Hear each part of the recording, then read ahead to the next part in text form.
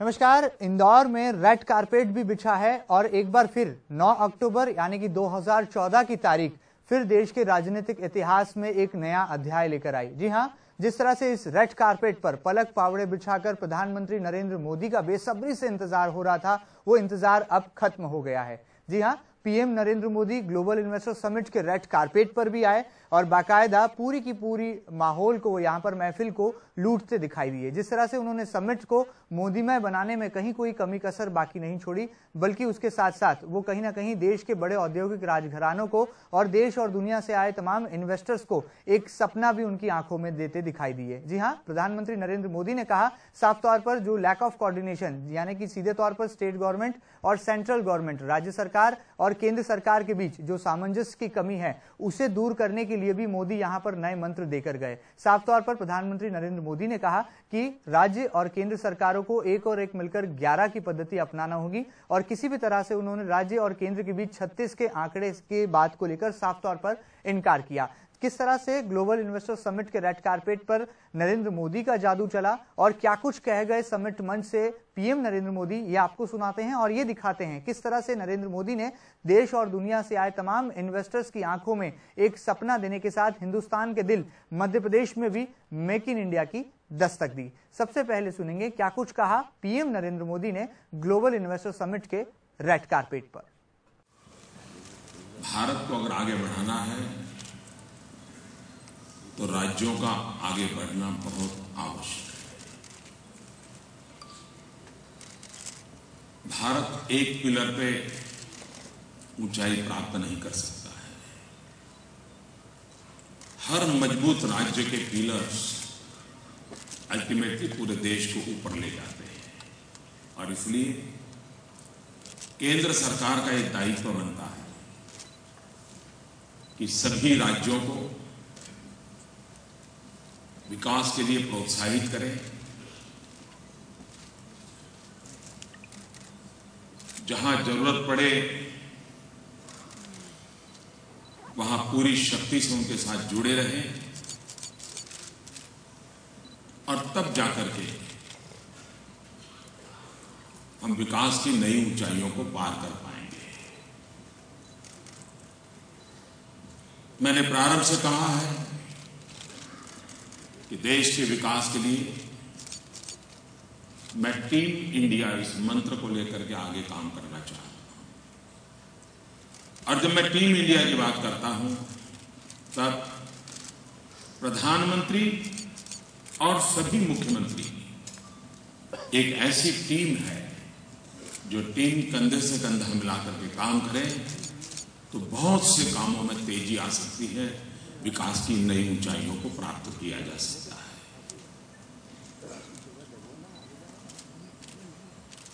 मुझे मुख्यमंत्री के नाते काफी अनुभव रहा है और इसलिए केंद्र और राज्य के परस्पर सहयोग के रिश्ते कितनी ताकत दे सकते हैं, इसका मुझे पूरा अंदाज है और स्वानुभव से अंदाज है। और अगर सहयोग न हो तो कितनी तकलीफ होती है, इसका भी पूरा अंदाज है। और मुझे अकेले को नहीं, शिवराज जी को भी पता है। उन्होंने 10 साल कैसे बिताए हैं मुझे मालूम है। और इसलिए भारत जैसे देश को आगे बढ़ाना है तो केंद्र और राज्य के बीच के 36 तो कतई नहीं हो सकता है, होना ही नहीं चाहिए। 36 का आंकड़ा कभी उपयोगी नहीं होगा। केंद्र और राज्य प्रतिस्पर्धी नहीं है। केंद्र और राज्य दुश्मनी भी नहीं करते। केंद्र और राज्य एक दूसरे के पूरक हैं।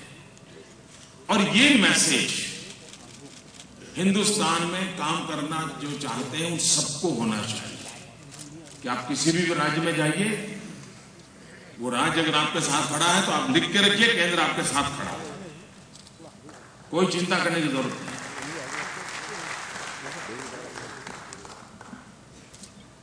जैसे मैं कहता हूं कि 36 का आंक नहीं होना चाहिए, वैसे सिर्फ पास होने से भी बात बनती नहीं है।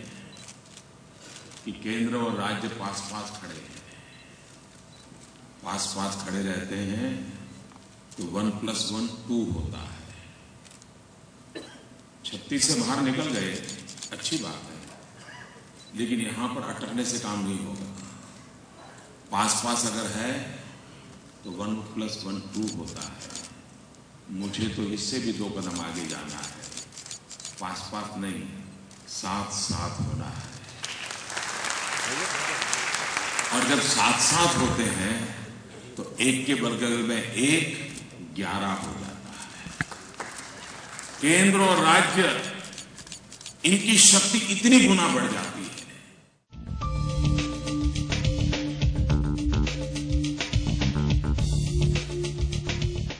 नरेंद्र मोदी जिस राजनीतिक अंदाज के लिए वो जाने पहचाने जाते हैं और जिस नसीहत और कहीं ना कहीं सलाह और सीख देने में माहिर हैं प्रधानमंत्री नरेंद्र मोदी, कुछ ऐसी ही सीख और कुछ ऐसी ही नसीहतें आज उन्होंने सीधे तौर पर ग्लोबल इन्वेस्टर समिट के दूसरे दिन यानी कि 9 अक्टूबर को रेड कारपेट पर दी। जी हां, औद्योगिक राजघरानों को संबोधित करते हुए, तमाम निवेशकों को संबोधित करते हुए प्रधानमंत्री नरेंद्र मोदी ने अपना जलवा बरकरार रखा और सीधे तौर पर उन्होंने कहा कि हमारे देश के उद्योगपतियों को, औद्योगिक राजघरानों को हिंदुस्तान को महज बाजार ही नहीं समझना होगा, बल्कि हिंदुस्तान में वो बाजार करें, अपने व्यापार का विस्तार करें और साथ ही साथ यहाँ की अर्थव्यवस्था को भी मजबूत करने में अपनी पूर्णतः सहयोग दें, पूर्णतः आहुति दें। सीधे तौर पर यह नसीहत औद्योगिक राजघरानों के लिए थी, वो राजघराने जो हिंदुस्तान में कारोबार जरूर करते हैं लेकिन विदेशी पैसों पर वो ज्यादा निर्भर रहते हैं। सीधे तौर पर अर्थव्यवस्था को मजबूत करने की पहली सीख और पहली नसीहत दी समिट के मंच से पीएम नरेंद्र मोदी ने। साथ ही साथ उन्होंने राज्य सरकार और केंद्र सरकार के बीच दूरियां कम करने की भी बहुत हद तक कोशिशें की। सीधे तौर पर अगर मध्य प्रदेश की बात करें तो नरेंद्र मोदी ने कहा कि सोयाबीन के मामले में या ऑर्गेनिक खेती के मामले में मध्य प्रदेश का कोई सानी नहीं, यानी कि सीधे तौर पर प्रधानमंत्री नरेंद्र मोदी पूरी तरह से कहा जा सकता है कि रिसर्च के आंकड़ों पर निर्भर थे और मध्य प्रदेश को जिस चीज के लिए पहचाना जाता है। एक बात और जरूर प्रधानमंत्री के संबोधन में गौर करने वाली थी, उन्होंने कहा कि हिंदुस्तान के तमाम राज्यों की अगर तुलना की जाए, अगर तमाम राज्यों का आकलन किया जाए तो हिंदुस्तान के दिल यानी कि मध्य प्रदेश के पास जो कुछ है वो शायद अन्य राज्यों के पास नहीं है। जाहिर सी बात है, उन्होंने कहा कि मध्य प्रदेश के पास वो जमीन है, वो उर्वरक क्षमता है, वो धरती है जिसे सींचकर कहीं ना कहीं मध्य प्रदेश एक बड़े कृषि राज्य के तौर पर उभर सकता है और तमाम निवेशकों को भी वो कहीं ना कहीं एग्रीकल्चर सेक्टर में निवेश करने की सीख यहां पर सलाह देते दिखाई दिए। क्या कुछ कहा उन्होंने निवेशकों के लिए और देश और दुनिया से आए तमाम इन्वेस्टर्स के समक्ष, कैसे मोदी हिंदुस्तान की पुरानी परंपरा कही जाने वाली या कृषि प्रधान देश में जिस तरह से कृषि पर आधारित एक बड़ी जनसंख्या है उसे यहां पर संबोधन में अपनी जगह दे रहे थे, अपनी तरजीह दे रहे थे। सीधे सुनेंगे उनके संबोधन का यह अंश जिसमें वो निवेशकों को कहीं ना कहीं ऑर्गेनिक खेती और सोयाबीन के मामले में हिंदुस्तान के दिल की तारीफों के फूल बांध रहे थे। क्या कुछ कहा प्रधानमंत्री नरेंद्र मोदी ने, उनके संबोधन का देखेंगे ये दूसरा अंश। आप कल्पना कर सकते हैं अगर सही नेतृत्व हो, नीति स्पष्ट हो, नियत साफ हो, इरादे नेक हो, दिशा निर्धारित हो, मकसद पाने का इरादा हो, तो बीमारू राज्य भी प्रगतिशील राज्य बन सकता है। इसका उत्तम उदाहरण शिवराज जी, उनकी टीम और मध्य प्रदेश ने दिखाया।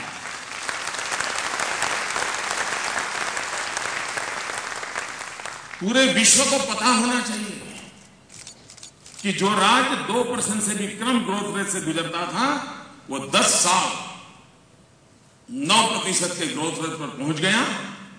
विश्व ये भाषा समझता है और विश्व को हमें समझाना चाहिए और भारत सरकार ने भी मध्य प्रदेश का ढोल पीटना चाहिए।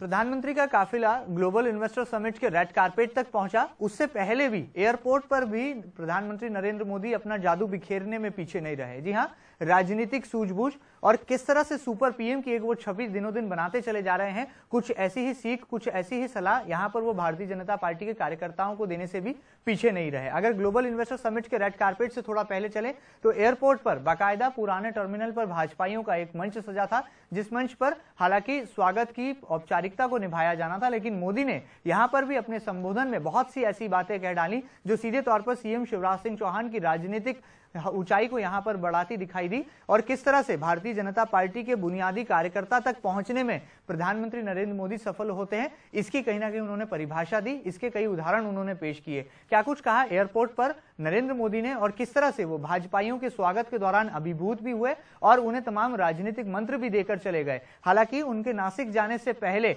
इन तमाम राजनीतिक मंत्रों को अभी विधानसभा चुनाव होने वाले विधानसभा चुनावों से जोड़कर भी देखा जा रहा है। क्या कुछ कहा सीधे तौर पर भारतीय जनता पार्टी के कार्यकर्ताओं को, क्या प्रधानमंत्री नरेंद्र मोदी ने, सीधे सुनते हैं एयरपोर्ट पर पीएम नरेंद्र मोदी का ये संबोधन। आज का दिवस न सिर्फ मध्य प्रदेश के लिए लेकिन भारत के लिए भी महत्वपूर्ण है।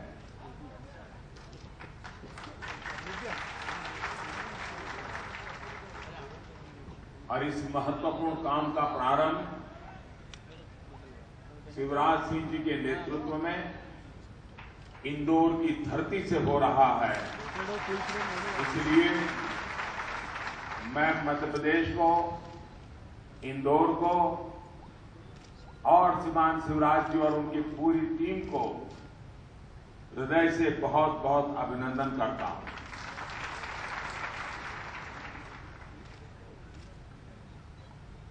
वैसे तो इतने बड़े कार्यक्रम में इस कार्यक्रम को न जोड़ते तो कोई नुकसान नहीं था। मैंने शिवराज जी को कहा था, भाई इतना बड़ा आपका कार्यक्रम है, आप एयरपोर्ट पर इस स्वागत में क्यों आप मुझे ले जाते? तो उन्होंने कहा अब मैं कार्यकर्ताओं को मना नहीं कर सकता।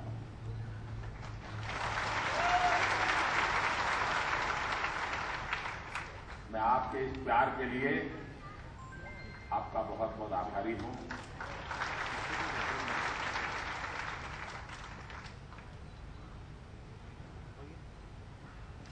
चाहे राज्य सरकार हो, केंद्र सरकार हो, हम सत्ता में हो या विपक्ष में हो,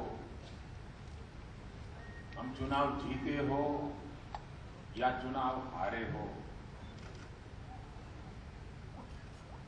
जब से हमने राजनीतिक जीवन में कदम रखा है, पहले जनसंघ के रूप में हम लोगों ने प्रवेश किया, बाद में जनता पार्टी के रूप में काम किया और आज भारतीय जनता पार्टी के रूप में काम कर रहे हैं। लेकिन हमारा मकसद एक ही है, हमारी भारत माता जगत गुरु के स्थान पर विराजमान हो, हमारे राष्ट्र का विकास हो, गरीब हो, पीड़ित हो, शोषित हो, दलित हो, जो वंचित है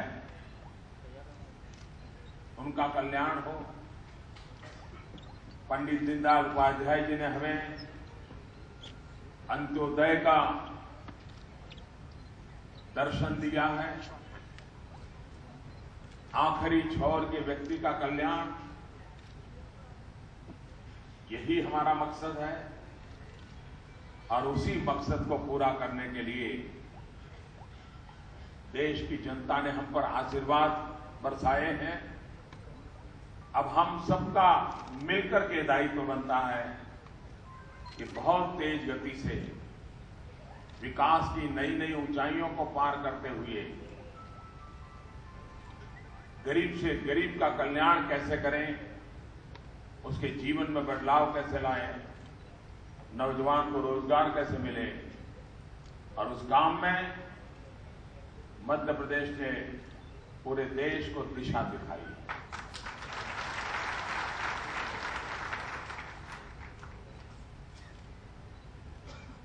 कई सरकारों ने मध्य प्रदेश को बीमारू बनाने में ताकत लगाई, लेकिन पिछले 10 साल में आप सबने शिवराज जी के नेतृत्व में बीमारू में से भारत का तेज गति से आगे बढ़ने वाला राज्य बना दिया।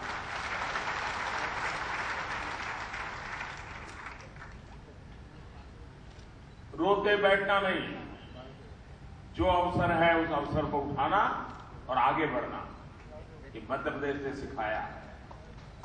और इसलिए आज मध्य प्रदेश सिर्फ मध्य प्रदेश का ही भला कर रहा है ऐसा नहीं, मध्य प्रदेश भारत का भी भला कर रहा है। यहां के किसानों ने भी अभूतपूर्व सिद्धि हासिल की है। गेहूं के उत्पादन में मध्य प्रदेश कहीं गिनती में भी नहीं था, आज पूरे देश में नंबर 2 पे आके खड़ा हो गया है।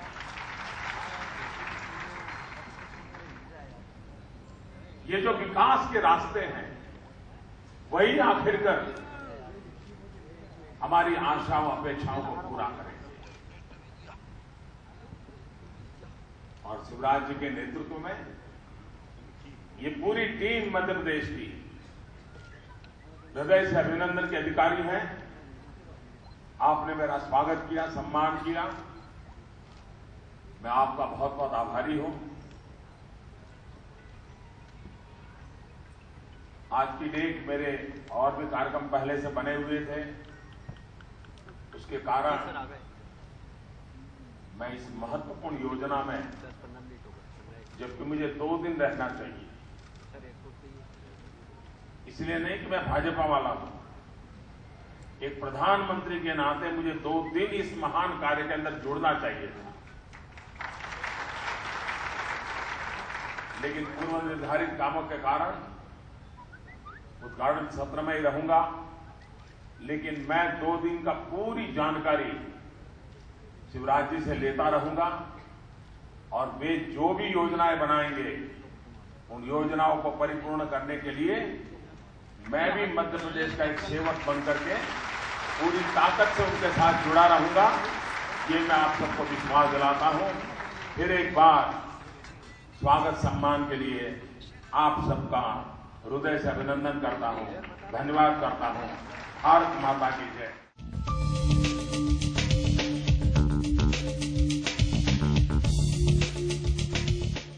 9 अक्टूबर 2014 को एक फिल्मी डायलॉग भी पूरी की तरह से इंदौर के इस राजनीतिक परिदृश्य में चरितार्थ होता दिखाई दिया। जी हां, पीएम नंबरी तो सीएम भी 10 नंबरी। जिस तरह से प्रधानमंत्री नरेंद्र मोदी ने अपने हर संबोधन में सीएम शिवराज सिंह चौहान को पूरी तरह से प्राथमिकता और तरजीह दी, तो कुछ इसी तर्ज पर प्रधानमंत्री नरेंद्र मोदी भी सीएम शिवराज सिंह चौहान की तारीफों के फूल बांधते दिखाई दिए।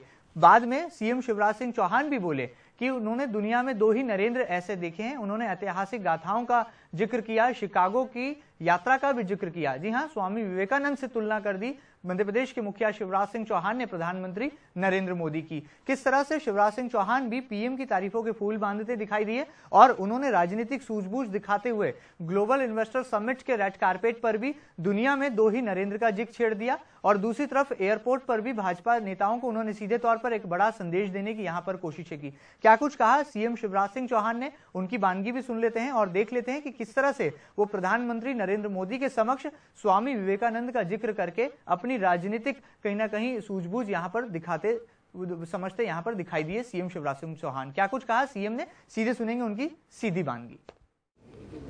उनकी जापान यात्रा, फिर प्रधानमंत्री का अमेरिका जाना,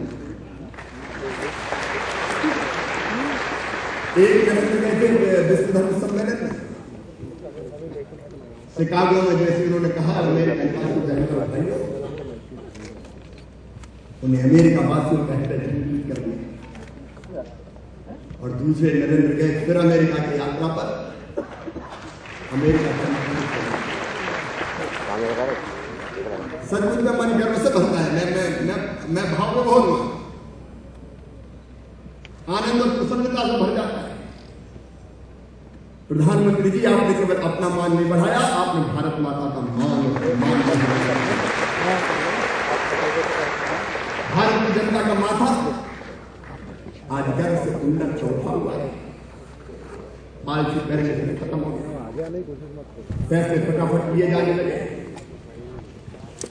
और सचमुच में ग्लोबल लीडर की जो कमी थी वैश्विक नेता की।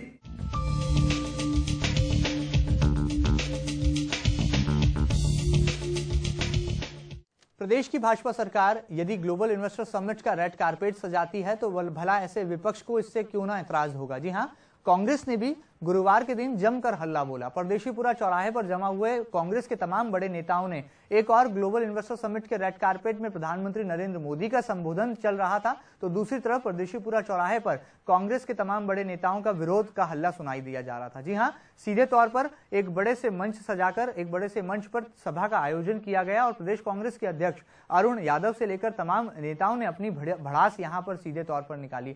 समिट को लेकर जरूर उन्होंने ऐतराज जताया, लेकिन बाद में पुलिस जवानों से भी कांग्रेस के नेता और कार्यकर्ता भिड़ते दिखाई दिए। क्या कुछ ये राजनीतिक परिदृश्य दिखाई दिया और किस तरह से समिट के रेड कारपेट से थोड़ी ही दूरी पर कांग्रेस का जमावड़ा लगा था, देखते हैं ये पूरा नजारा और किस तरह से पुलिस से झड़प के दौरान एक बड़ा हंगामा पूरे दौरान खड़ा हो गया। सीधे तौर देखेंगे क्या कुछ रहा कांग्रेस का गुरुवार को ग्लोबल इन्वेस्टर समिट के खिलाफ कड़ा ऐतराज।